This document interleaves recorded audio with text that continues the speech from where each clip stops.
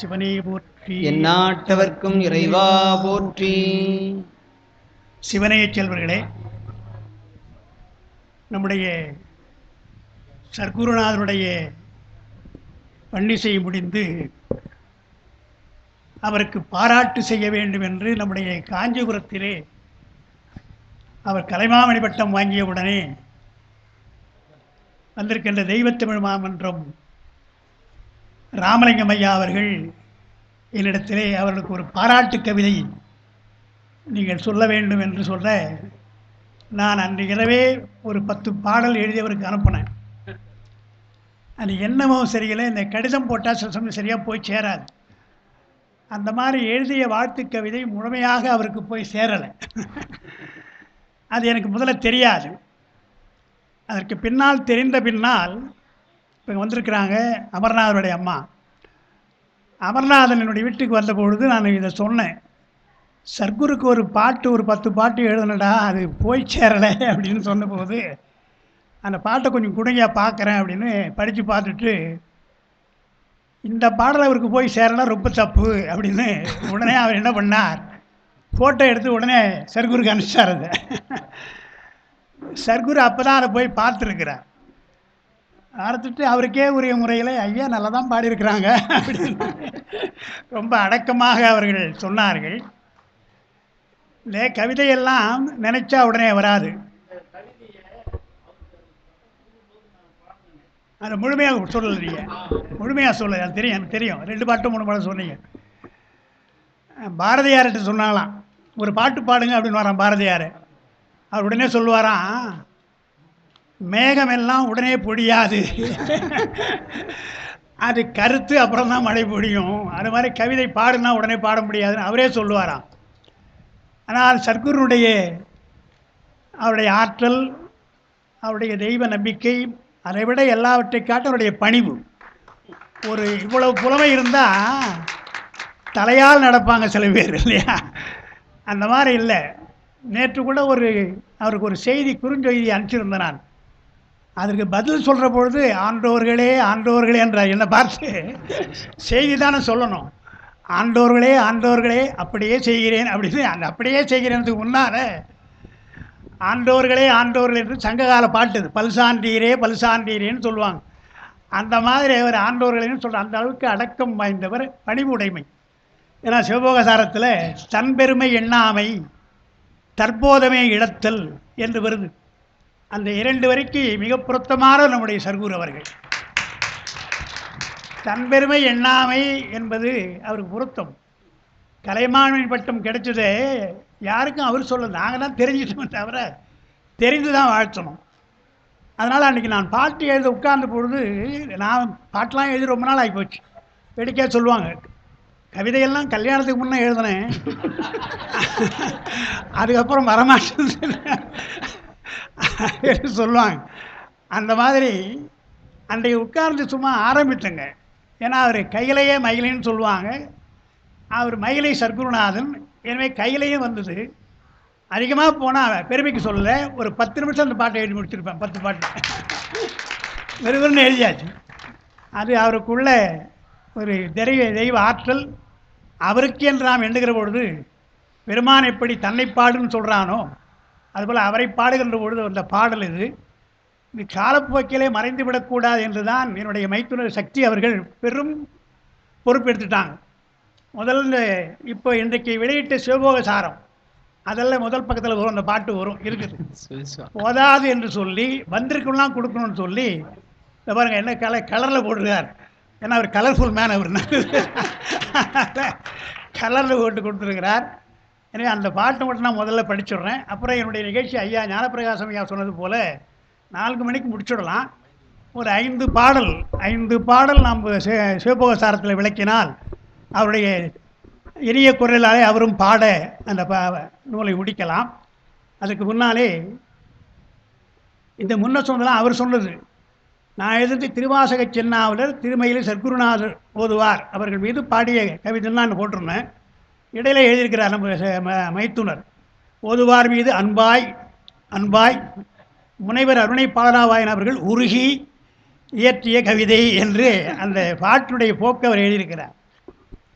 சர்க்குரு நம் நற்குருன்னு சொல்லியிருக்கேன். முதல்ல இந்த பெயரமைவு நான் காலையில் நம்ம இவர் சொன்னார் இல்லையா, சிவசண்முகையா சொன்னாங்க இல்லையா, பெயர் அமைவது ரொம்ப பொருத்தமாக இருக்கணும், பெயருக்கு ஏற்ற மாதிரி நடந்து கொள்ளணும் இல்லையா, அதுபோல் பெயர் அமைவது ரொம்ப முக்கியம். இப்போ என் பேர் பாலராபாயன், சில பேர் ஏன்பா இந்த பேரை வச்சுக்கிறேன்னு கேட்குறாங்க சில பேர். எனக்கு புரியல, உங்களுக்கு என்னென்னு புரியல. அந்த பெயருக்கேற்றார் போல் அவர் சர்க்குரு, சர்க்குருநாதன் என்று வருது. திருமந்திரத்தில் சர்க்குரு என்று சொல்லிட்டு அசர்குருன்னு ஒன்று சொல்லுவார். யார் குரு ஆகக்கூடாது. தமிழ் இலக்கணத்தில் யார் மாணாக்கனா ஆகணும், யார் மாணாக்கனா ஆகக்கூடாது, ரெண்டு சொல்லுவார். அது மட்டுமல்ல, யார் ஆசிரியன் ஆகணும், யார் ஆசிரியன் ஆகக்கூடாது, எங்களுக்கும் சொல்லியிருக்காங்க, மாணவருக்கும் சொல்லியிருக்காங்க, ஆசிரியருக்கும் சொல்லியிருக்காங்க. அதுபோல் சிவபோகசாரத்தில் அந்த பாட்டு நேரம் இருக்கார் நமக்கு சொல்கிறதுக்கு. தன்னை அறியார் தலைவனைத்தான் அறியார், உன்னை வினையும் முடிச்சறியார், பின்னை குருக்கள் என்று பெயரிட்டு கொள்ளுவர்கள் அந்தோ தெருக்கல்தனிலே சிலர் என்று குருஞான சம்பந்தர் காலத்திலேயே போலியான குருக்கள்லாம் இருந்திருக்கிறாங்க. அவங்களே பேர் வைத்து கொண்டார்கள்னா இருக்கும். அவளையெல்லாம் அசர்குரு என்கிறார் திருமூலர். ஆனால் சர்க்குருடைய இலக்கணம் என்ன என்று சொன்னால், திருமந்திரத்தை நீங்கள் படிக்கிறீங்களோ படிக்கலையோ, இல்லை புரியுதோ புரியலையோ, சர்க்குரு என்றால் இப்படி தான் இருக்கணும் என்பதற்காக அந்த பெயர் அவருக்கு அமைந்திருக்கிறது. அதனால் சர்க்குரு நம் நற்குரு. கைலையின் பெருமான் வந்து கபாலியாய் வீற்றிருக்கும் மயிலையின் ஓதுவாராய் மணியான தேவாரத்தை குயிலையும் வெல்லும் வண்ணம் குரல் கொண்டே ஓதுகின்ற சைலாதி மரபு கூறும் சர்க்குரு பெயர் பெற்றாய் நீ. குயிலையும் வெல்லும் குரல்ன்றார். இறைவன் ஔவையார் ஒரு பாட்டு பாடுறார். அந்த குயில் என்ன தவம் செய்தது, பெருமான் அதுக்கு நல்ல குரலை கொடுத்துருக்குறான். ஆனால் அன்றைக்கி பாம்பன் சுவாமி பற்றி சொல்லுறார் சிவசண்முகம். பாம்பன் சுவாமி தன்னை கழுதைன்னு சொல்லிக்கிறார். ஔவையார் சொல்கிறார், இந்த கழுதை என்ன பாவம் பண்ணுச்சு என்று கேட்குறார். குயில் கத்தினால் எல்லாரும் கேட்குறாங்க, ஏது அங்கு ஏது குயில் அங்கு தான் உதவியது, கர்த்தபம்தான், கர்த்தபன கழுதுன்னு அர்த்தம், கர்த்தபம்தான் ஏது அபராதம் செய்தது, அது கத்தனா ஒரு மாதிரி இருக்குது, அது குரல் எடுத்தால் ஒரு மாதிரி இருக்குது, குயில் குரல் எடுத்தால் ஒரு மாதிரி இருக்குன்னு சொன்னால், பெருமான் சிலருக்குத்தான் குயில் போல குரலை கொடுத்துருக்கிறான், நமக்கெல்லாம் குரல் கொடுத்துருக்கிறான் அல்லது உரல் கொடுத்துருக்கிறான். நான் சொல்லுவேன் உரல் கொடுத்துருக்கிறான். அதுபோல் குயிலையும் வெல்லும் வண்ணம் குரல் கொண்டே ஓதுகின்ற செயலாரி மரபு கூறும் சத்குரு பெயர் பெற்றாய் நீ. உடல் இனிதா, நீ பாடும் குரல் இனிதா, யாரோடும் பழகுவாய் இனிதா, பன்னீர் பார்வைதான் இனிதா. ஒரு காதல் பார்வை பார்ப்பார், நம்ம பார்த்த உடனே ஒரு பார்வை இருக்கும். பன்னீர் பார்வைதான் இனிதா, பண்ணின் அழகெல்லாம் கூட்டி எந்த அரங்கிலும் மழையாய் சென்றேன் பொழிவதும் இனிதா என்போம், பூட்டாத புதையல் பெற்றோம். புதையல்னா புரைஞ்சு கிடக்கும், இது பூட்டாமல் இருக்கிற புதையல். மூலவண்டாரம் வழங்குகின்றான் வந்து முந்துவினேன்னு சொன்னார் இல்லையா, அதுபோல் இது பூட்டாத புதையலாக நமக்கு கிடைத்தது. திருமுறை பாடற்கெல்லாம் திருந்திய உரைகள் கற்பாயம் போட்டிருக்கேன். அப்பாவுடைய உரையெல்லாம் அவர் தான் படிப்பாருங்க. எப்படி சிவசண்முகம் 6ஆம் திருமுறை படிச்சுட்டு இன்றைக்கி விளக்கம் கொடுத்தாரோ அப்பாவுடைய உரையை, அதுபோல் ஓதுவாமூர்த்திகள் அப்பாவுடைய உரையெல்லாம் நன்றாக படிப்பாங்க, சந்தேகம் கேட்பாங்க. திருமுறை பாடற்கெல்லாம் திருந்திய உரைகள் கற்பாய், மறுமுறை தோத்திரங்கள் வகை செய்து பதம் பிரிப்பாய், ஒரு முறை பாடும் போதே உரையெல்லாம் விளங்குமாறு பண்ணார் இல்லையா. காலம் உண்டாகவேன்னு பாடணும், நேரம் ஆச்சான்னு கேட்கணும், காலம் காலம்ன்றாரு. என்னடா காலம்ன்றார, காலம் உண்டாக. அந்த இதெல்லாம் தான் இந்த பாட்டு பாடுறது மட்டும் முக்கியம் இல்லை, தகுந்த நேரத்தில் அந்த சொற்களை பயன்படுத்துவது என்பது மிக முக்கியமாக சொல்லுவாங்க. நம்ம சீர்காழி கோவிந்தராஜனுக்கு அந்த திறமை உண்டு. நான் திரும்ப சான்று சொல்லலாம், அதுக்கு இந்த நேரம் இல்லை எனக்கு. அதுபோல் நேரம் கருதி சரியாக காலம்னு சொன்னார் இல்லையா, அதுபோல் ஒரு முறை பாடும் போதே உரையெல்லாம் விளங்குமாறு திருமுறை உன்னை போல திருத்தமாய் தருவார் இல்லை, சந்தர்ப்பம் தெரிந்து தக்க சமயத்திற்கு ஏற்றவாறு சிந்தனை செய்து பாடல் தேர்ந்து நீ பாடுகின்றாய். இங்கே இன்றைக்கு இது வந்து திரு மாட்பேறு பரியன் அழகாக பாடினார், மொத்தம் எல்லாத்தையும் அருமையாக பாடினார், விருத்தம் பாடினார், 4ஆம் திருமுறையெல்லாம் பாடினார் இல்லையா. சந்தர்ப்பம் தெரிந்து தக்க சமயத்திற்கு ஏற்றவாறு சிந்தனை செய்து பாடல் தேர்ந்து பாடுகின்றாய், சந்தன மணவிழாவா தனிமனை பூ விழாவா வந்திடும் மணி விழாவா வரம் என வரும் உன் பாடல். இதற்கேற்றாற் போல அவர் பாடுவார். அதுக்கப்புறம் இலக்கணத்தை ஒரு ராகத்தை வச்சு சொல்லியிருக்கிறேன். ராகத்தினுடைய பெயர் தான் எனக்கு தெரியும், ராகம் தெரியாது.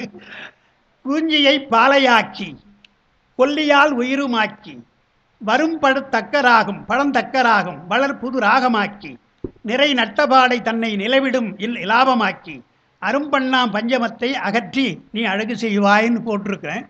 அது சிலேடையா சொல்கிற பாட்டு. அது குறிஞ்சினா மலை சார்ந்த இடம். மலை சார்ந்த இடத்துல குறிஞ்சியை பாலையாக்குறான். ஏன்னா பாலை நெய்தல் பாடியதுன்னு நம்ம ஞானசம்பந்தர் சொல்கிறது போல குறிஞ்சி பாடினால் பாலை என்று சொன்னால் ரெண்டு அர்த்தம். பாலையாக்கினா என்றால் குறிஞ்சியை பாடும்போது பால் போல் அது இனிக்கின்றது என்று அப்படி ஒரு அர்த்தம் இருக்கிறது. குறிஞ்சியை பாலையாக்கி கொல்லியால் உயிருமாக்கி, கொல்லின்னு சொன்னால் கொல்லின்றது ஒரு ராகம். அது அந்த கொல்லி என்றால் கொல்வதுன்னு ஒரு அர்த்தம் இருக்குது. அந்த கொல்லி என்ற கொல்லுகின்ற பாடை பாடினா கூட நமக்கு உயிர் வந்துவிடுதான். உயிருமாக்கி என்றார். கொல்லியால் உயிருமாக்கி வரும் பழந்தக்கராகம். பழந்தக்கராகன்னு ஒன்று இருக்கு இல்லையா, அந்த பழந்தக்கராகத்தை வளர் புதுராகமாக்கி புதுமையாக ஆக்கி நிறை நட்டபாடை.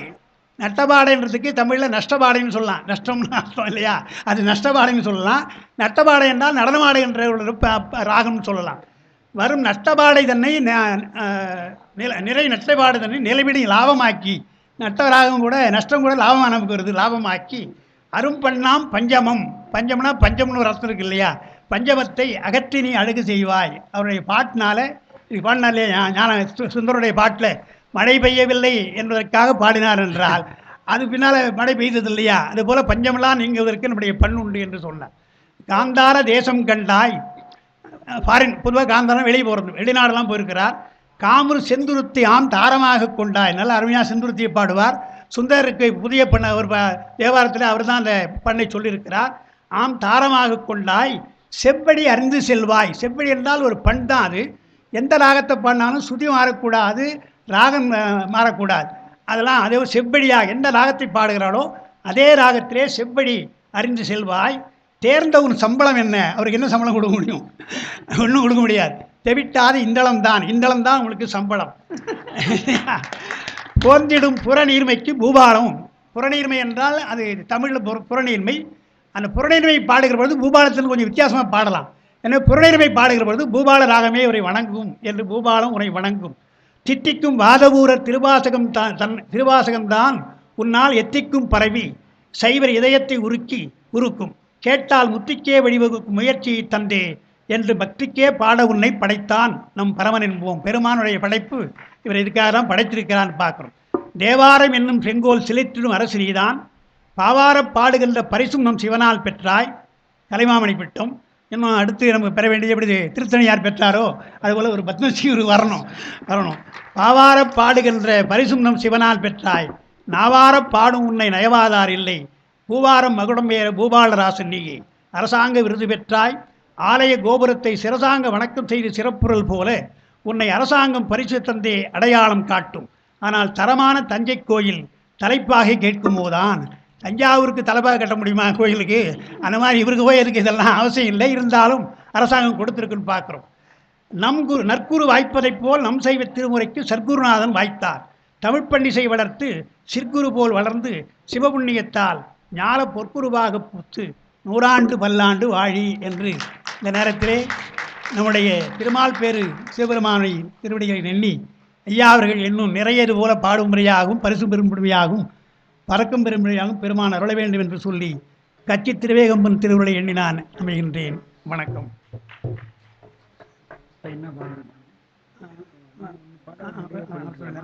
சொன்னேன் நேரமாகி போச்சு. அதாவது முதல் பாட்டு பரபரக்க வேண்டாம் முடிவு.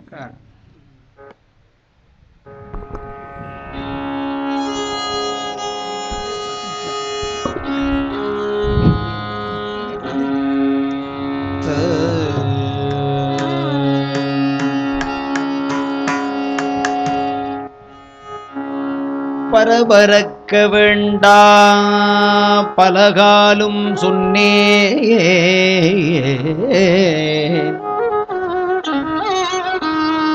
வரவரக் கண்டாராய் மனமே ஒருவருக்கும் தீங்கு நினையாதே செய் நன்றி குன்றாதே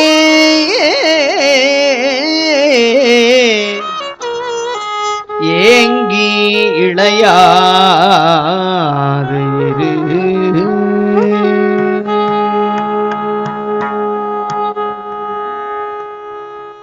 பெருமக்களே, சூழ்நிலை காரணமாக நமக்கு 4 மணிக்கு முடிக்கணும். அதனால் முதல்ல பரபரக்க வேண்டாம்னு முதல்ல ஆரம்பிக்கணும். பரபரக்க வேண்டான்றது குருஞான சம்பந்தர் செவ்வோகசாரத்தில் எனக்கு முதல் முறையாக அறிமுகமானது இந்த பாட்டு தான். 26 மகாசன்னிதானம் விளங்கிய தர்மயாதி மகாசன்னிதானம் அவர்கள் சென்னை பிரச்சார நிலத்தில் இவர் இருந்தபொழுது இந்த பாட்டை தான் சொல்லுவாங்க. அப்புறம் ஆசையராய் பாட்டு சொல்லுவாங்க.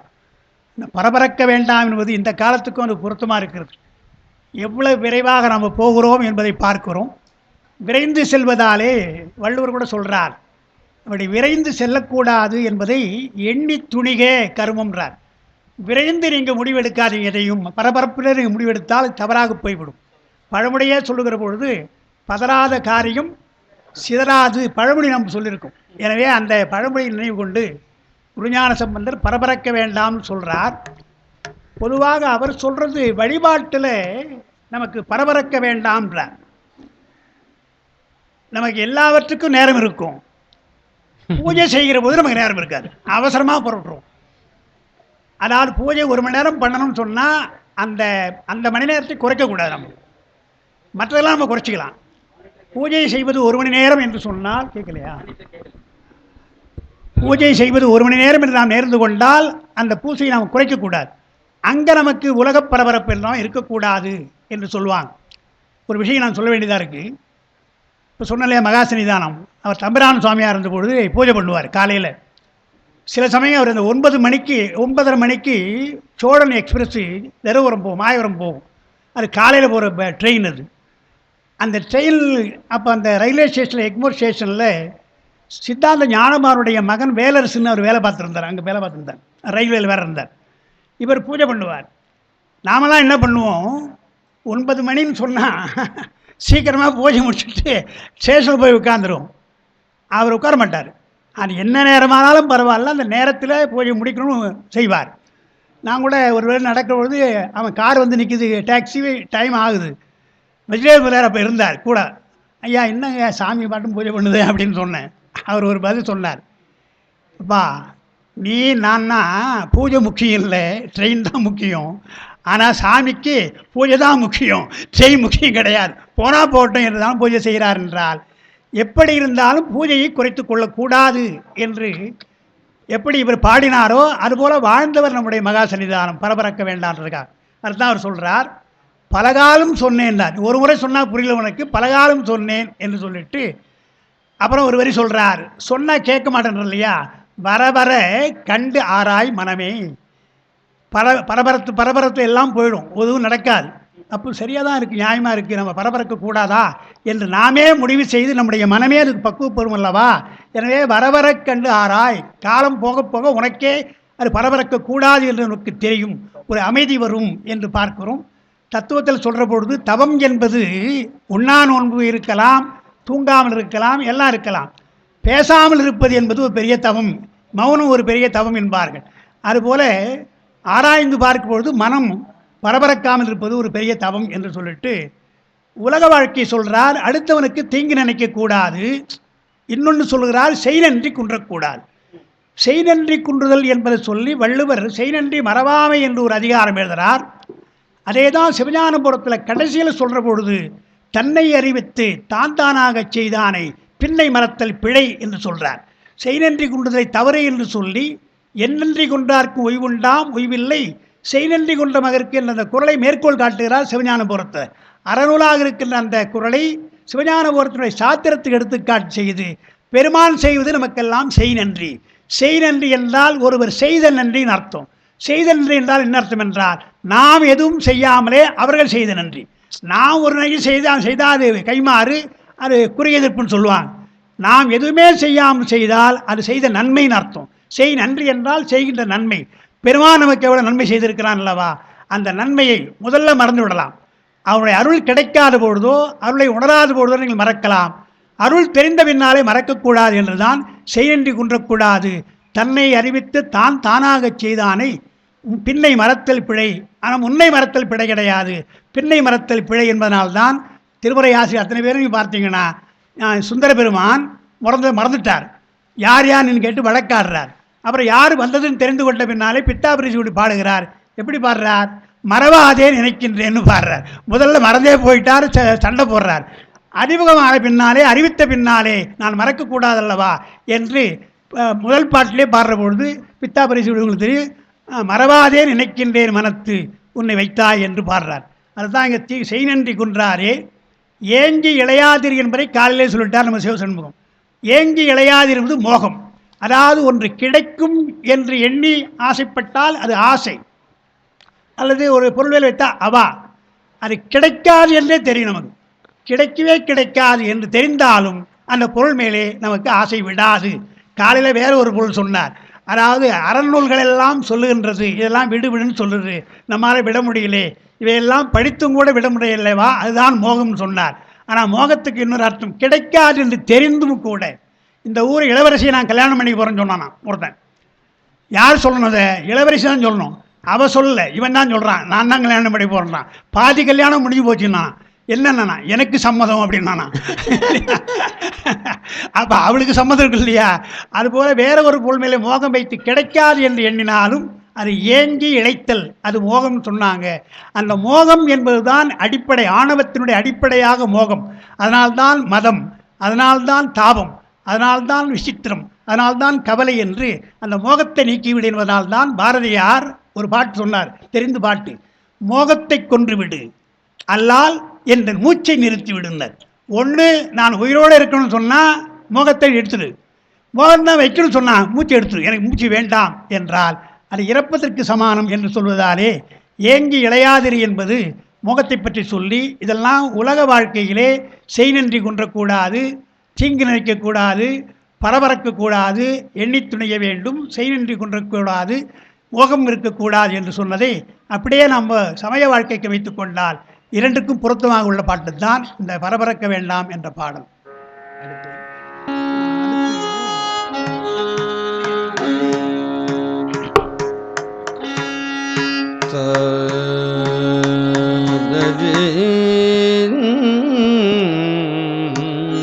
என்னை அறிவென்றான் என்னறிவில் ஆனந்த தன்னை சிவமென்றான். என்னை அறிவு என்றான் என் அறிவில் ஆனந்தன் தன்னை சிவம் என்றான். சந்ததமும் என்னை உன்னி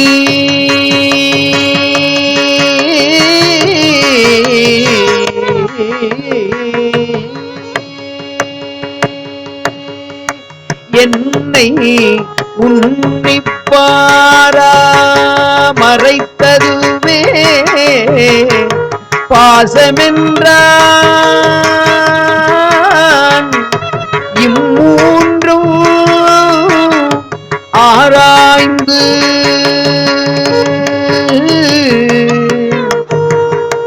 என்னை உன்னிப்பாராமறைத்ததுவே பாசம் என்றான். இம்மூன்றும் ஆராய்ந்தவர் முத்தராம். இம்மூன்றும் ஆராய்ந்தவர் முத்தரா.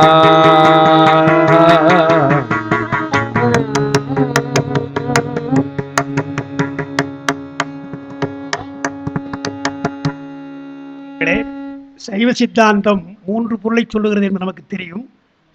பதி, பசு, பாசம் என்ற மூன்று பொருளை சொல்லுகிறது. அதில் பசு, பதி என்பதை பற்றி பல பிரச்சனை. கடவுள் இருக்கிறார் இல்லை என்றெல்லாம் சொல்கிறாங்க. இருக்கலாம், பரவாயில்ல, அவரை பற்றி கவலைப்படாதீங்க, அவரை கூப்பிடாதீங்கன்னு சில பேர் சொல்கிறாங்க. இப்படிலாம் அந்த கடவுளை பற்றி கொள்கை இருக்கிறது. உயிரை பற்றிய ஒரு கொள்கை தான் நமக்கு உயிர் என்பது இருக்கிறது தெரியுது. எது உயிர் என்பதில் நம்மளால் சொல்ல முடியல. அறிவியல் கூட உடம்புக்குள்ளே உயிர் எங்கே இருக்கிறது, அது எப்படி இருக்குது என்று நம்மளால் சொல்ல முடியல. இருக்குது, ஆற்றல், உயிர் ஆற்றல் இருக்குது, அவ்வளோதான்.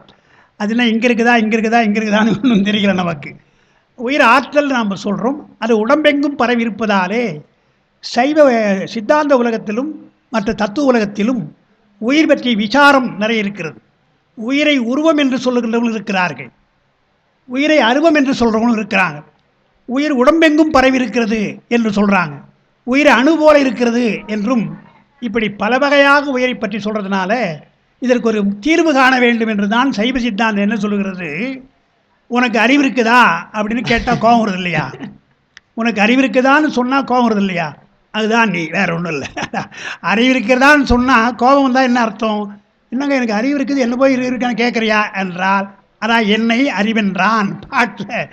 எது அறிவு என்று சொன்னால், நீ அறிவுன்னு தெரியணும் இல்லையா? நம்ம அறிவே இல்லைன்னு சொல்கிறது கிடையாது. அழகில்லைன்னு கூட சொல்லலாம், படிப்பில்லைன்னு கூட சொல்லிக்கலாம். அறிவில்லைன்னு சொன்னால் என் உடனே கோபம் இல்லையா? அப்போ யார் நீ? என்னை அறிவென்றான் என்றார் முதல்ல குருஞான சம்பந்தர். என்னை அறிவென்றான்.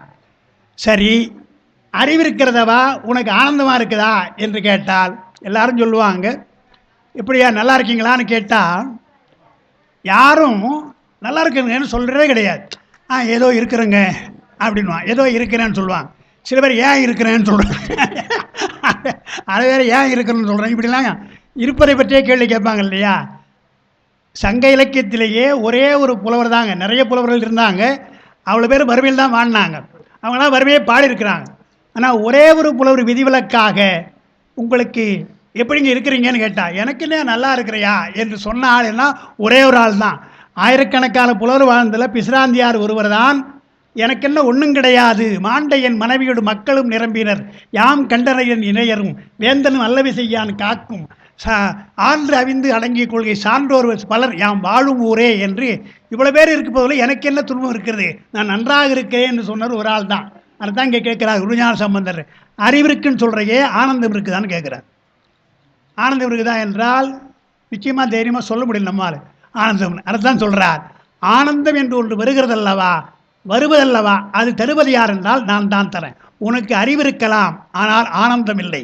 ஆனால் அந்த அறிவுக்கு ஆனந்தம் தருவது யார் என்றால் சிவம்தான். என்னை அறிவென்றான். அந்த அறிவிலே ஒரு ஆனந்தம் வந்தால் அதுதான் சிவம் என்று தெரிந்து கொள். இதுவரை ஏன் தெரியல சார் என்றால், என்னை உன்னை பாராமரைத்தருவே பாசம். இதுவரையில் உனக்கு நீ நானும் பக்கத்தில் தான் இருக்கிறோம், ஆனால் பதி யார் என்று பசுவுக்கு தெரியல. ஏன் தெரியவில்லை என்றால், என்னை பாராமரைத்தது எது, அதுதான் பாசம் என்று பசுவுக்கு ஒரு இலக்கணத்தையும் பாசத்துக்கு ஒரு இலக்கணத்தையும் கூறி தன்னுடைய இலக்கணமாக நான் ஆனந்தமாக இருக்கிறேன், வரம்பு இன்பமாக இருக்கிறேன் என்று தன்னுடைய இலக்கணத்தை சொன்னார்னு பார்க்குறோம். சிவபோகசாரத்தில் சில இடங்களில் பாட வேறுபாடு உண்டு. ஆசையராயில் கூட ஒரு பாட வேறுபாடு இருக்கிறார் அப்படின்னு சொல்கிறேன். அதான் இதில் என்னை உன்னை பாராமரைத்தது என்ன பாட்டுங்க, அதை நான் எடுத்துருக்கிறேன். அப்பா தான் பாடம் கொண்டிருக்காங்க. என்னை அறிவென்றான், என் அறிவில் ஆனந்தம் தன்னை சிவம் என்றான், தன்னை உன்னி பாராமரைத்தருவே என்றால் ஆராய்ந்து பார்த்தல், உன்னி பாராமரைத்தருவே பாசம் என்றான். இம்மூன்றும் ஆராய்ந்தவர் முத்தராம்னார். அப்போ ஆராயாதவர் பித்தராம். ஆராய்ந்தவர் முத்தராம் என்றால் ஆராயாதவர் பித்தர். எப்படி ஆராய வேண்டும் என்றால், உன்னை ஆராய வேண்டும் என்றால் ரொம்ப ஆராய்ந்து பார்த்து உற்று பார்த்து அறைய வேண்டும் என்றால், இதுக்கு என்ன பாட வேறுபாடு சொல்கிறாங்க என்றால், என்னை உன்னை பாராமரைத்தருவே பாசம் என்றான் என்று உன்னைன்னு வருது, அது பொருந்தாது. ஏன்னா இந்த பாட்டு பூரா குருஞான சம்பந்தர் பாடுகிறார். பாடுகிற பொழுது அவருடைய குருவையும் நினைத்து பாடுறார், குருவையும் நினைத்து பாடுறார். குரு என்ன சொன்னாராம், என்னை அறிவென்றான். என்னை பார்த்து, குருஞான சம்பந்தரை பார்த்து, நீ அறிவானவன், உன் அறிவிலே ஆனந்தம் இருந்தால் அதுதான் சிவம், அதை மறைப்பது என்றால் பாசம் அல்லவா என்று என்னை உன்னை ஆராயணும். உன்னைன்னு வந்தால் தப்பாக போயிடும். என்னை உன்னை பாராமரைத்ததுவே என்று சொன்னால், என்னை என்பதை யாரை சொல்கிறார், உன்னை என்பதை யாரை சொல்கிறான்னு ஆகிடும். என்னை என்று சொன்னால் அது கமல ஞானப்பிரகாசர் ஆகிடும், உன்னை என்று சொன்னால் குருஞான சம்பந்தர் ஆகிடும். அப்படி பொருள் கொடுத்து பொருத்தம் இல்லை. குருஞான சம்பந்தர் குருவை நினைத்து பாடுகிறார். எனவே என்னை என்ற அங்கே இடத்துல தன்னையும் குருஞான சம்பந்தரையும் உன்னி பாராமரைத்தது என்றால் குருவை ஆராயாமல் இருந்தது பாசம் என்று உன்னி பாராமரைத்ததுனால் சரியான பாடம் என்பதை நாம் சொல்லணும். அதுதான் ஐயா பாடினாங்க, என்னை அறிவென்றான் ஆனந்தம் தன்னை.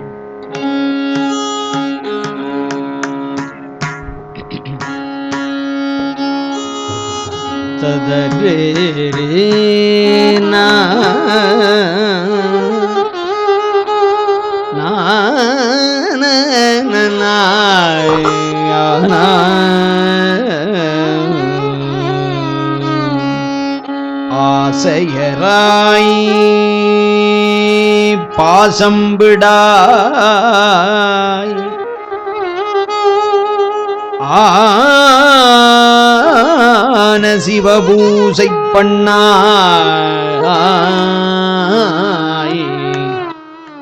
ஆசையராய் பாசம் விடாய் ஆன சிவபூசை பண்ணாய் நேசமுடன் ஐந்தெழுத்தை நீ நினையாய் சீச்சி சினமே தவிராய் திருமுறைகள் ஓதாய் மனமே ஆசையராய் மனமே பாசம் விடாய் ஆன சிவபூசை பண்ணாய் நேசமுடன் ஐந்தெழுத்தை நீ நினையாய் சீச்சி சினமே தவிராய் திருமுறைகள் ஓதாய் மனமே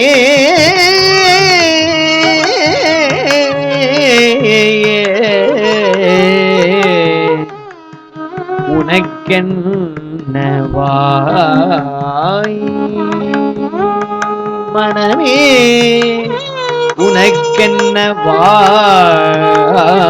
உனக்கென்னவாய்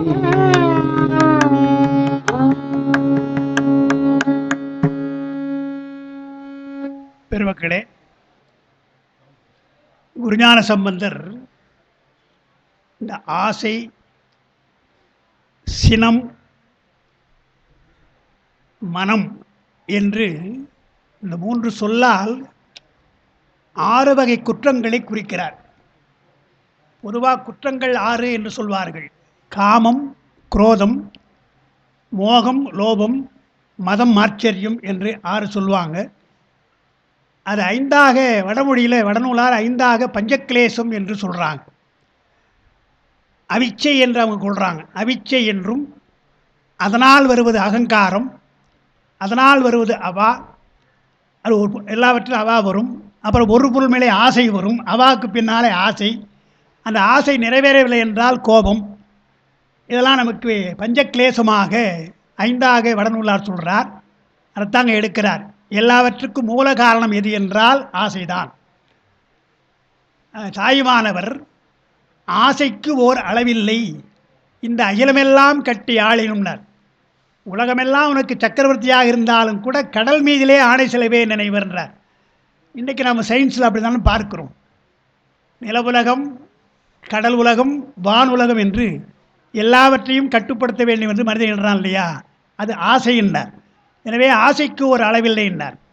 புரியும்படியாக கண்ணதாசன் கையளவேதான் இதயம் வைத்தான், கடல் போல் அதிலே ஆசை வைத்தான் என்று எல்லாரும் கூறின மாதிரி கையளவே தான் இதயம் வைத்தான், கடல் போல் அதிலே ஆசை வைத்தான் என்கிறார். திருமூலர் ஆசை அருமின்கள், ஆசை அருமின்கள்னு சொன்னார். அந்த ஒருவரையும் படிச்சுட்டு அடுத்தவர்களை ஈசனோடு ஆயினும்னு சொல்லிட்டார். இதை பல பேர் என்ன பண்ணிட்டாங்க, திருமூலரே என்ன சொல்கிறார், ஈசன் மேலே கூட அன்பு வைக்கக்கூடாது, ஆசை வைக்கக்கூடாதுன்னு சொல்லிட்டார். எனவே பக்தி ரொம்ப தவறு என்று கண்டபடி அதுக்கெல்லாம் பொருள் சொல்கிறாங்க. திருமூலர் போய் இப்படி சொல்லுவாரா? அந்த ஈசனோடு என்று இருக்கு இல்லையா, தமிழ் அதான் இலக்கணம். நம்முடைய சிவசனம் அடிக்கடி இலக்கணம் சொல்லுவார், கேட்பார்.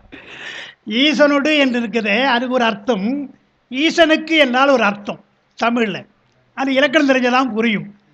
ஈசனுக்கு என்றால் அவங்க சொல்கிறது சரி, ஆசை எருமின்கள், ஆசை எருமின்கள், ஈசனுக்கு ஆயினும் ஆசை எருமின்கள் பாடியிருந்தால் ஈசன் மேலே கூட நம்ம ஆசை வைக்கக்கூடாதுன்னு அர்த்தமாகும்.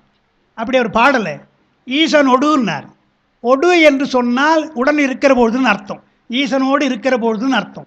ஈசனோடு இருக்கிற பொழுதும் நீ ஆசை இருக்கக்கூடாதுன்றார். அது ஏன் அப்படி சொல்கிறாருன்னு நமக்கு தெரியும் இல்லையா? பின்னால் சுந்தரர் வரப்போகிறார். சைவ சித்தாந்தத்தில் இறைவனை இரண்டரக் கலக்கின்ற வரையில், பரமுத்தி வருகின்ற வரையில் உங்களுக்கு மீண்டும் பிறப்பு உண்டு. எனவே சாலோகம், சாமீபம், சார்பம் என்ற பதமுத்தி நிலைக்கு போகின்ற பொழுது கூட மீண்டும் பிறப்பு வரலாம். நமக்கு கூட 4 பெருமக்கள் அப்படி இங்கே வந்தவங்க தான். 4 பேரும் அங்கிருந்து வந்தவங்க தான் என்பதற்கு நமக்கு சான்றுகள் இருக்கிறது. அதனால் சுந்தர பெருமான் என்ன பண்ணார், பூஜை செய்வது பெருமானுக்கு அர்ச்சிப்பதற்காக பூ பறிக்கப் போகிறார். என்றைக்கு வெல்லாமல் கமலினி அனந்தி 2 பேர் வராங்க. தினந்தோறும் வரவங்க தான், பறிக்கிறவங்க தான். என்னவோ அன்னைக்குன்னு பார்க்கிறார். அன்னைக்குன்னு பார்க்காத பெருமாள் அவரை பார்க்க சொல்கிறார். பார்த்த உடனே மாதர் மேல் மனம் போக்கினார். காதல் மாதரும் காதல் காட்சியில் கண்ணினார். அவங்களும் பார்க்குறாங்க, 2 பேரும் பார்க்குறாங்க. இதில் என்ன பிரச்சனைன்னு சொன்னால், தமிழ் இலக்கியம் எல்லாம் இலக்கணம் எல்லாம் ஒருவன் ஒருத்தி தான் பார்ப்பான், ஒருத்தி ஒருவன் தான் பார்ப்பான். ஆனால் கைலாயத்தில் ஒருவன் 2 பேர் பார்க்குறான், 2 பேர் ஒருத்தரை பார்க்குறான் என்றால் அது பெருமானுடைய திருவருள். அவர் மீண்டும் பிறக்க வேண்டிய சுந்தரர் பிறக்க வேண்டியது இருக்கிறது, விட்ட குறை என்பதனாலே ஈசனோடு ஆயினும் பெருமானோடு இருந்தாலும் கூட அவர்கள் ஆசை வைத்தார்கள் அல்லவா. எனவே சுந்தர பெருமான் பிறக்க நேர்ந்தது என்று பார்க்கிறோம் வரலாறு. அதைத்தான் அங்கே சொல்கிறார்.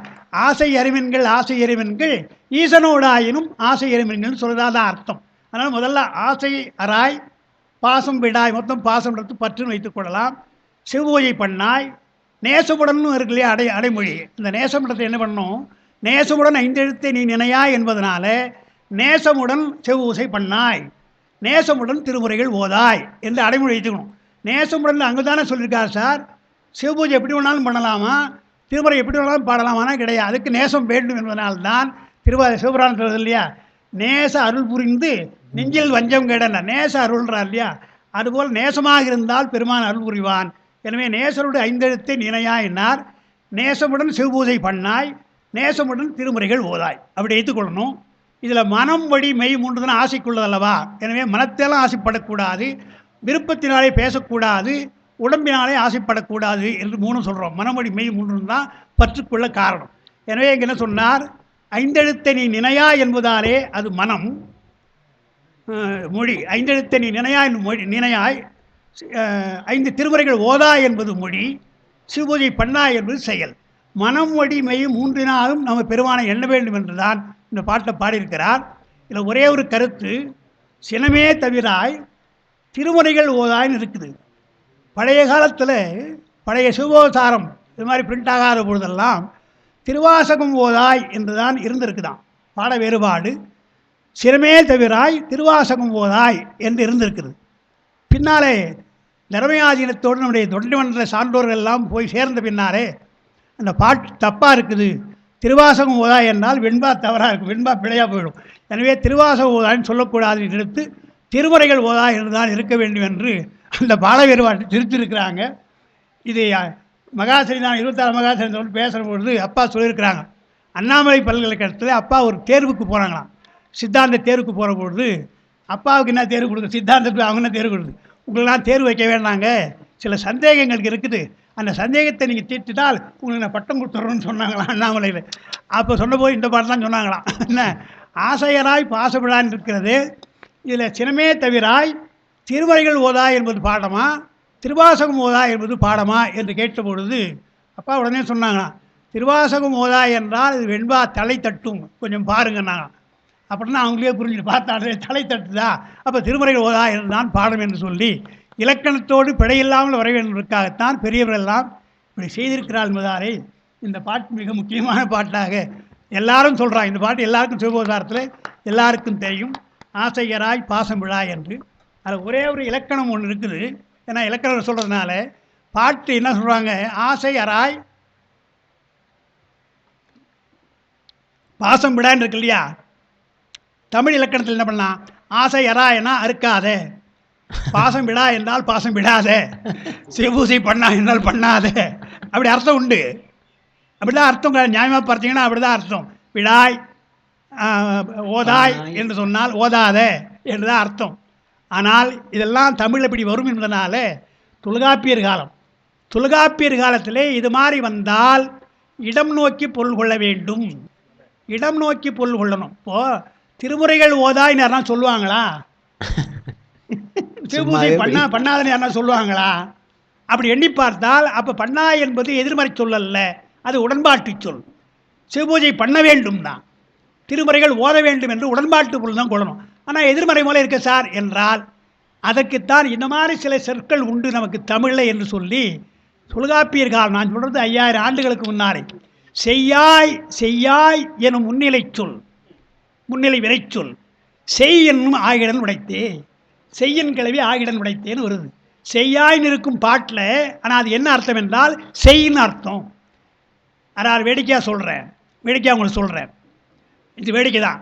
அதாவது ஒரு பெண்ணை போய் ஐ லவ் யூன்னு ஒருத்தன் சொல்கிறான். இப்போல்லாம் சாதமாக ஆகிப்போச்சு. அப்போல்லாம் சொல்ல மாட்டாங்க, இப்போ ஆகிப்போச்சு. அந்த மாதிரி என்ன பதில் சொல்லணும் என்றால் வேடிக்கையாக சொல்கிறாங்க. அந்த பெண் என்ன சொல்லுதான், ஓகே அப்படின்னு தான். ஓகேன்னு சொன்னால் என்ன அர்த்தம் என்றால் மேபின்னு அர்த்தமா. மேபி என்று சொன்னால் இல்லைன்னு அர்த்தமா. அவங்க சொல்கிறது ஓகேன்னு சொல்லலாம், ஆனால் அது மேபின்னு அர்த்தம். மேபி என்றால் இல்லைன்னு அர்த்தம் என்று ஒரு அர்த்தம் சொல்கிறாங்க இல்லையா. அதேபோல் செய்யாய் என்று சொன்னால் என்ன அர்த்தம், செய்யின்னு அர்த்தம். அதை வைத்துத்தான் சுந்தர பெருமான் காஞ்சிபுரத்தில் ஓனகாந்தந்தலையில் பாடுற பொழுது மற்ற ஓர் பற்றிலர் என்று இறங்கி மதியுடையவர் செய்கை செய்யீர்னார். என்ன அழகாக பாடியிருக்கிறார். மதின்னா ரெண்டு அர்த்தம். ஒன்று சூடி இருக்கிற மதின்னு அர்த்தம், இன்னொன்று மதின்னு அறிவுன்னு அர்த்தம். எவ்வளோ தைரியமாக, அவர் தான் தைரியமாக பாட முடியாதெல்லாம். மதியுடையவர் செய்கிறன்னா என்ன அர்த்தம், சாதாரணமா கொஞ்சம் அறிவு இருந்தால் செய்ப்பான்னு ஒரு அர்த்தம் இல்லையா. அப்படி தானே அர்த்தம். அப்படி பாடுவது போல மதி உடையவர் அல்லவா நீங்கள், மதி இருக்குது இல்லையா உங்களுக்கு, செய்யுங்க என்று எதிர்மறையாகவும் கொள்ளலாம், உடன்பாடாகவும் கொள்ளலாம். அது இலக்கணப்படி. அதைத்தான் வைத்து நம்முடைய குருஞான சம்பந்தர் பண்ணார். ஆசை இருக்க மாட்டேன்ற, பாசத்தை விடமாட்டேன்ற மனமே உனக்கு என்ன வாய் என்று வைத்துட்டு ஆசையை அறுக்க வேண்டும், பாசத்தை விட வேண்டும், பூஜை பண்ண வேண்டும், மனமே உனக்கு நல்ல வாய் பேசு என்று அப்படி சொல்ல வேண்டும் என்று அந்த வாய் என்பதை வழியாக வைத்துக்கொண்டு பொருள் சொல்ல வேண்டும் என்று தான் இந்த பாட்டுக்கு விளக்கம் கொடுக்குறாங்க. அது சாமிகள் பாடினாங்க. இன்னும் நேரம் இல்லை, இந்த இது பாடுறீங்களா, சித்திதருநாதன்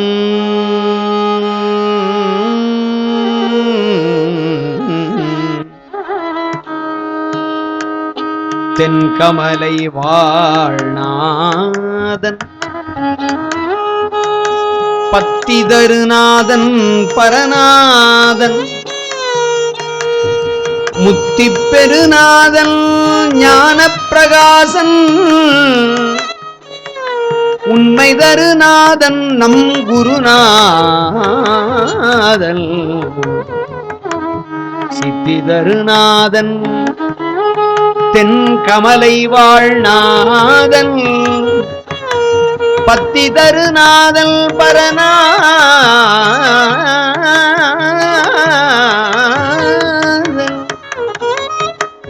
முத்தி பெருநாதன் ஞானப்பிரகாசன் முத்தி பெருநாதன் ஞானப்பிரகாசன் உண்மை தருநாதன் நம் குருநாதன் ஞானப்பிரகாசன் உண்மை தருநாதன் நம் குருநாதன்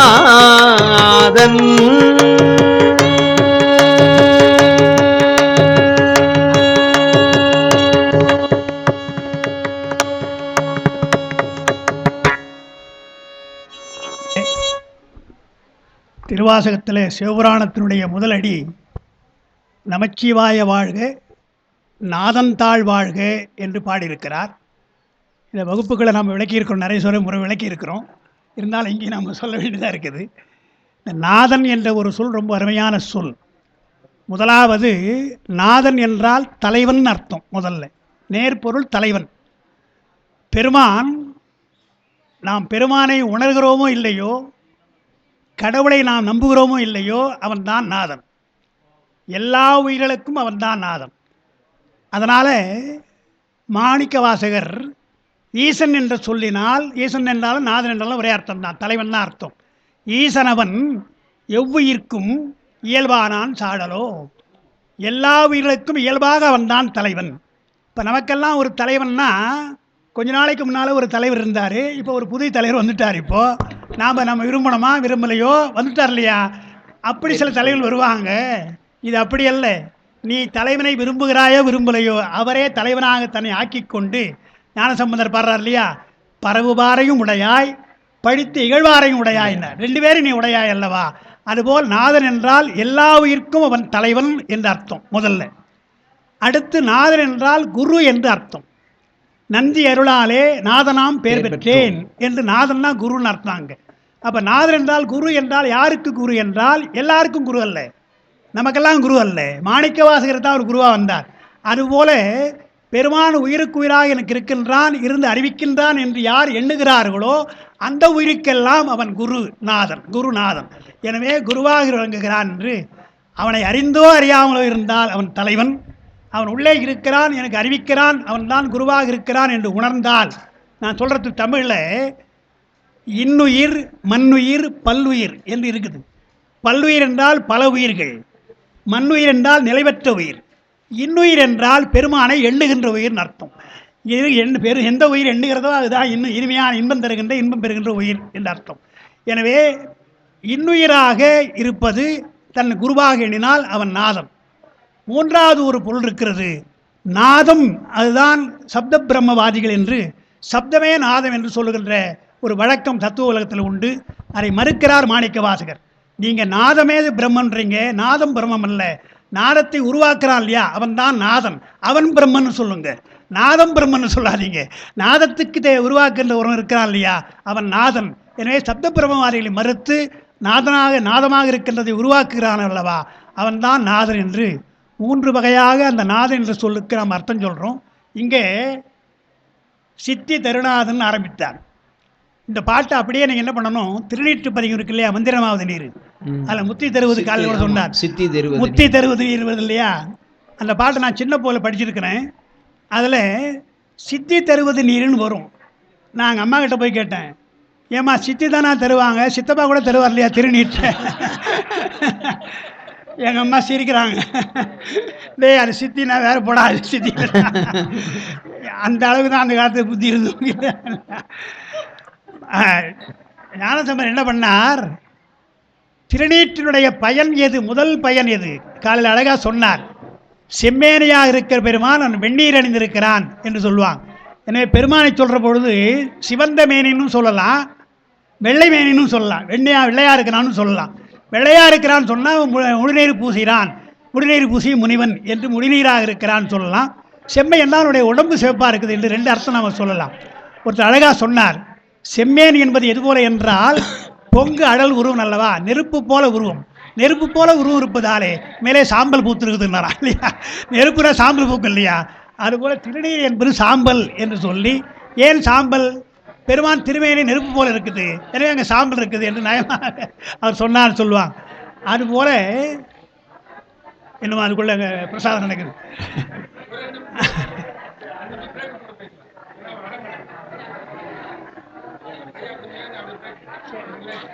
நேரம் ஆகிவிட்டேனா, 4 மணி முடிஞ்சு.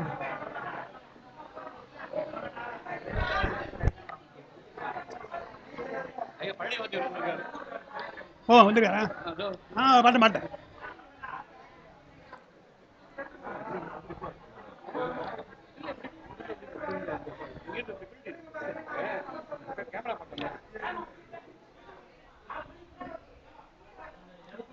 ஓ சரிங்க, நன்றியா.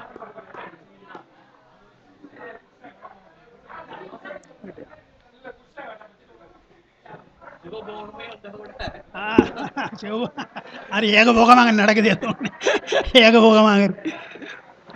பெருமக்களே, இந்த பாட்டில் பாடலாக இருப்பதாலே கொஞ்சம் இடம் மாற்றி வச்சிருக்கிறார்.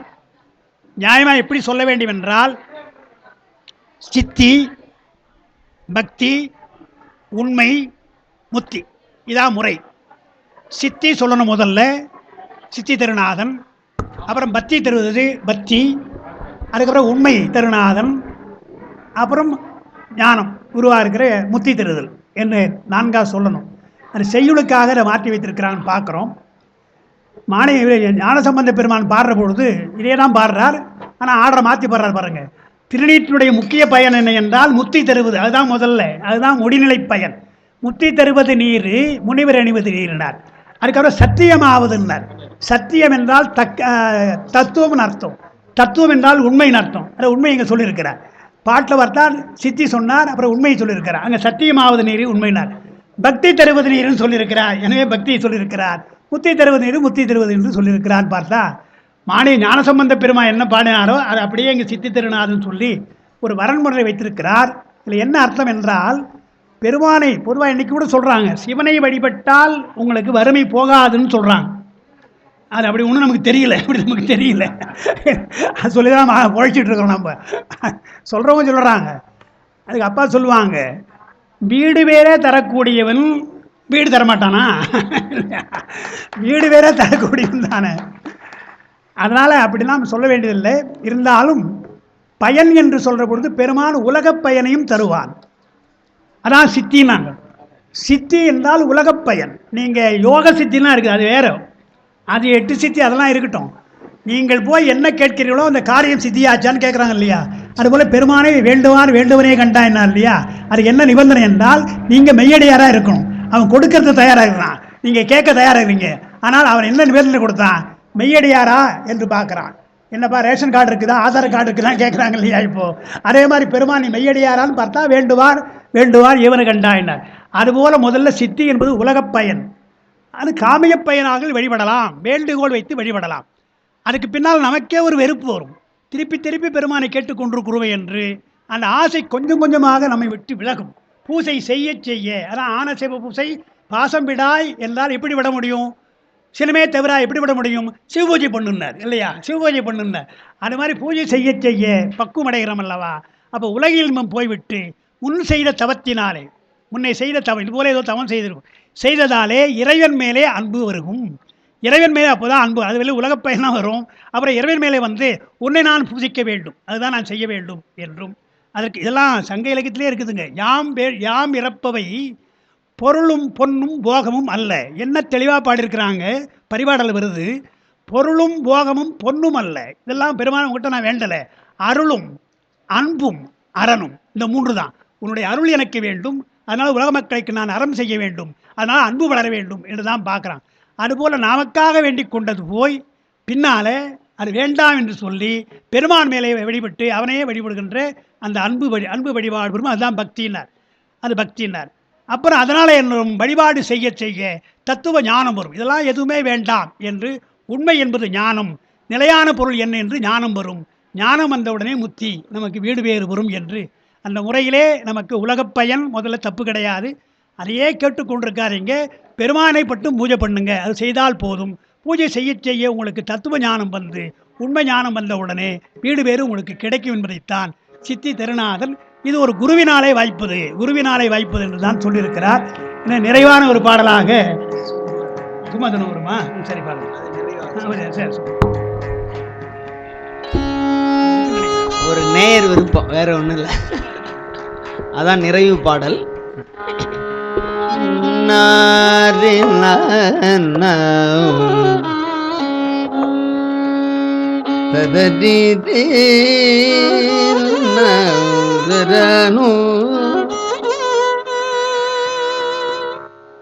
சும்மா தனு வருமோ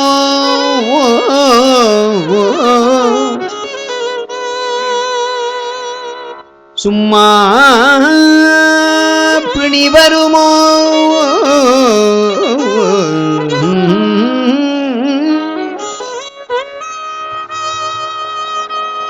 சும்மா வருமோ சுக துக்கம் நம்மால் முன் செய்த வினைக்கு ஈடா சிவன் அருள் செய்விப்பதென்றால் எய்தவனை நாடி இரு.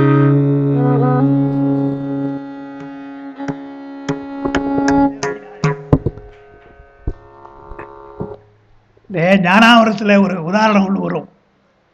நாயை கல்லால் அடித்தா அந்த நாய் யாரை பார்த்து கொலைக்கும்? நாய் அடித்தான் இல்லையா, அவனை பார்த்து தான் குலைக்கணும். நியாயமாக எப்படி குலைக்கணும்? கல்லை பார்த்து தானே குலைக்கணும். கல்லை பார்த்து தான் குலைக்கணும். கல்லை பார்த்து குலைக்காம எரிந்தவனை பார்த்து தானே குறைக்குது. அதுபோல் நீ என்ன பண்ணுற, உனக்கு வர துன்பத்திற்கு பக்கத்தில் இருக்கிறவனை பார்த்து திட்டுறையே, அதுக்கு யார் காரணம், உன்னுடைய வினைக்கு யார் காரணம் என்று ஆராய வேண்டும். நாய்க்கு தெரியுது உனக்கு தெரியுது என்றார் இல்லையா? நாய்க்கு தெரியுது யார் அடித்தான்னு உனக்கு தெரியல என்றார். அதுதான் அடிப்படை. சங்க இலக்கியத்தில் அந்த பாட்டு, சங்க இலக்கிய பாட்டு அருமையான பாட்டு தான். சைவ சித்தாந்த வகுப்பு நான் சொல்லியிருக்கேன். அந்த பாட்டு நமக்கு சைவ சித்தாந்தத்துக்கு உடன்பாடு இல்லை. யாதும் ஊரே யாவரும் கேளிர் என்ற வரி சரியான வரி. அதனால தான் வள்ளுவர் அதை யாதானும் நாடாமல் ஊராமல்னு எடுத்து சொல்கிறார்.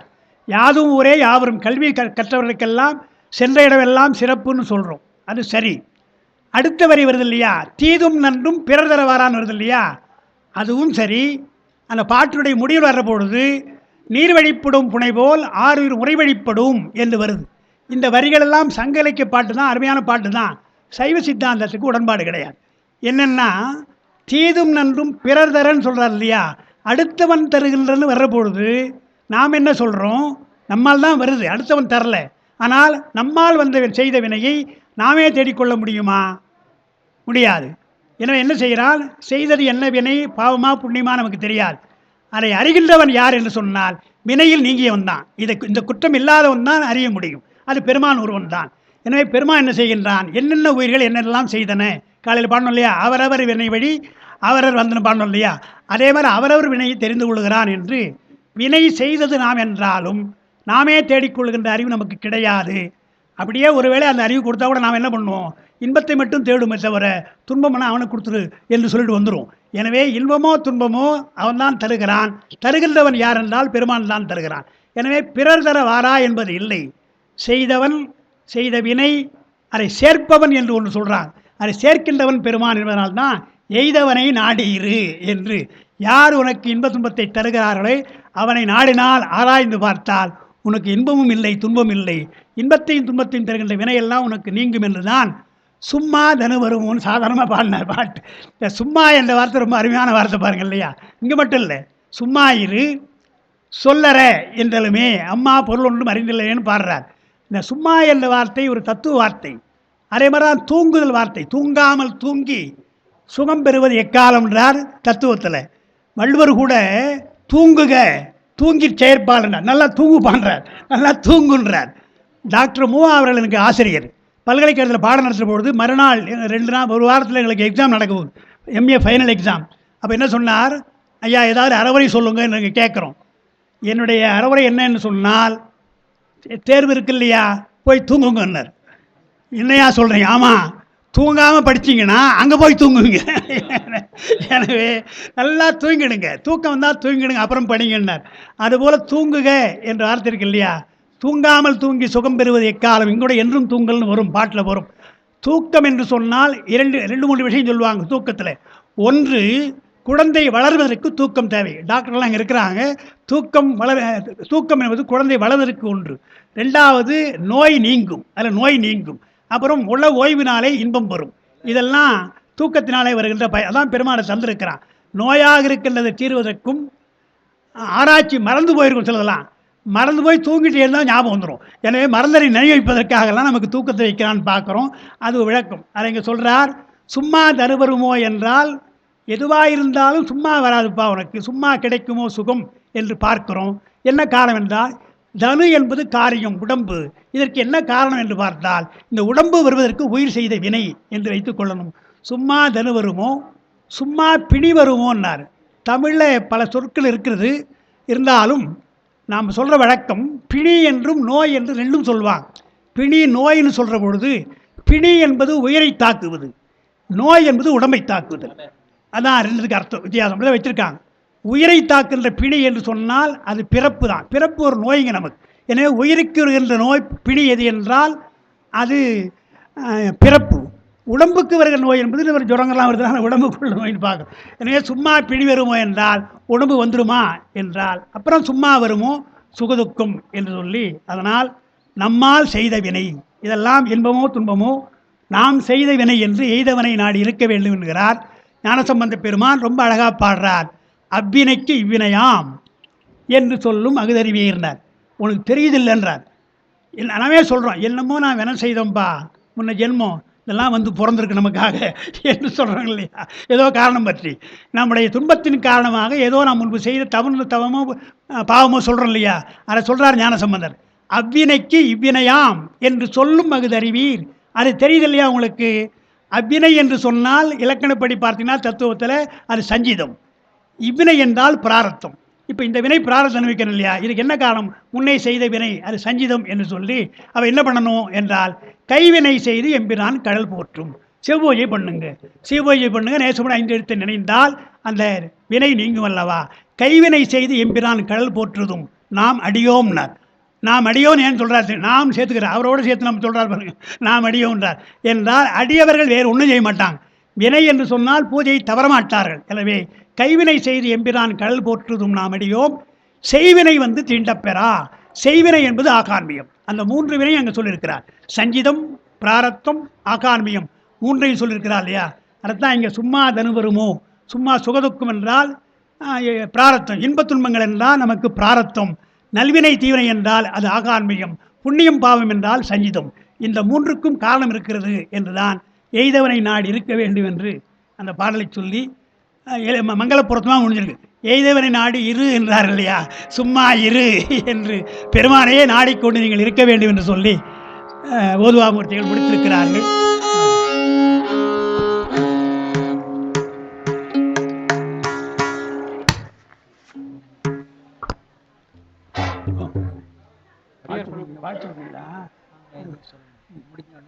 முடிச்சு ஹலோ ஹலோ. அடியார் பெருமக்களுக்கு வணக்கம். அடியார் பெருமக்களுக்கு வணக்கம்.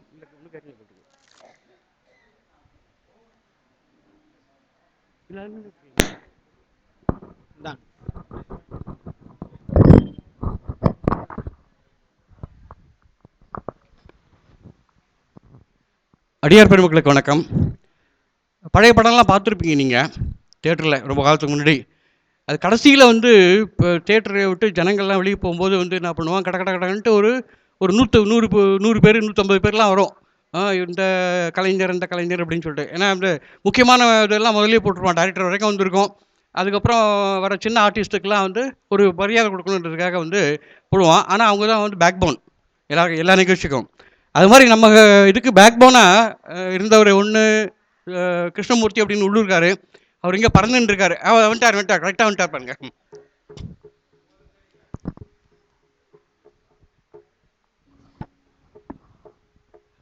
தொடர்பே இல்லாமல் இருந்த ஊரில் தொடர்பு படுத்தணும் இவர். ஐயா வாங்கய்யா, இவரு சார் நீங்கள் வாங்க. எல்லா ஏற்பாடையும் இவர் தான் செஞ்சு கொடுத்தாரு அவருக்கு.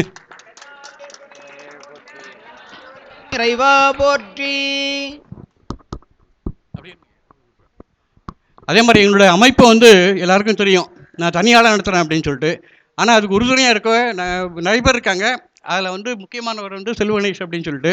அவர் தான் அவரோட பணியெல்லாம் விட்டுட்டு வந்து எப்பப்பெல்லாம் நிகழ்ச்சி இருக்கோ அப்போ வந்து லேப்டாப் ஆன் பண்ணிட்டு போயிடுவார். திரும்ப லேப்டாப்பை வந்து இது பண்ணுவார். இப்போ யூடியூப்லேயும் போட்டுருக்காரு அவர். ஏகம்பத்துரையந்தாய் போற்றி, வாகம் பெண்ணுருவானாய் போற்றி. சக்திவேல் ஐயா அவரோட தான் இந்த ஊருக்கு வந்தேன். இந்த ஊர் அவங்க அப்பாவுக்கு இந்த ஊரில் இருக்கவங்க எல்லாம் நிறைய பேர் தெரிஞ்சிருக்கு. ஏன்னா பணப்பாக்கம் 8 கிலோமீட்டர் இங்கேருந்து பணப்பாக்கம் சேர்ந்தவர் தான் அவர். அவங்க அப்பா அங்கே இருக்கார் அவர்.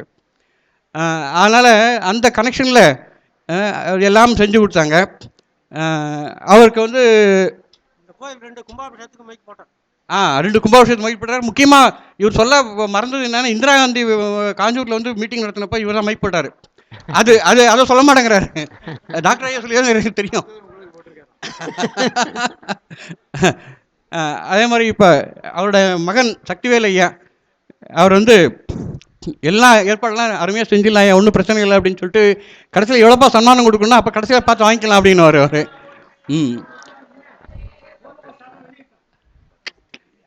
பக்தி டிவி பக்தி டிவி ஐயா அவர் வந்து இப்போ மாகரில் ஆக்சுவலாக வந்து எதிர்பார்த்தாங்க.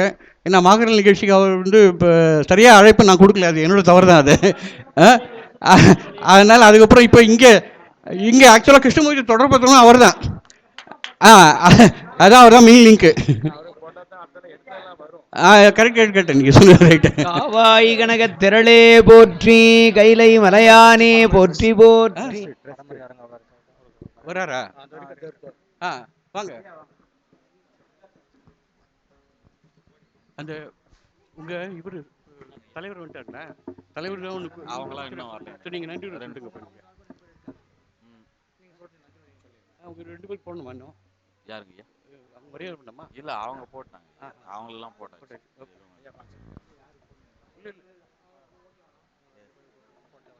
போட்டுடலாம். ஐயாவுக்கு மட்டும் சால்வ் போட்டுடலாம். வாங்கி அந்த எடுத்துட்டு வா.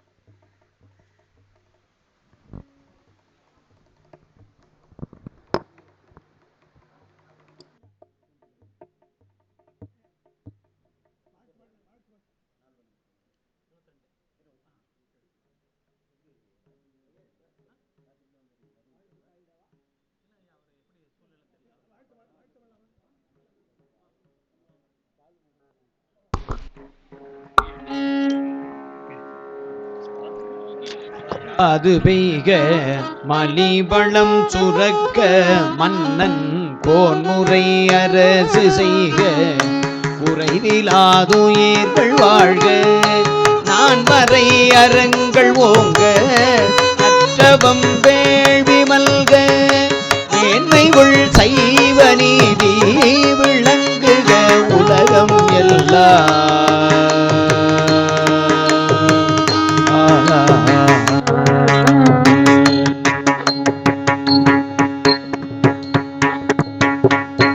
தென்னாடுடைய சிவனே போற்றி, நாட்டவர்க்கும் இறைவா போற்றி.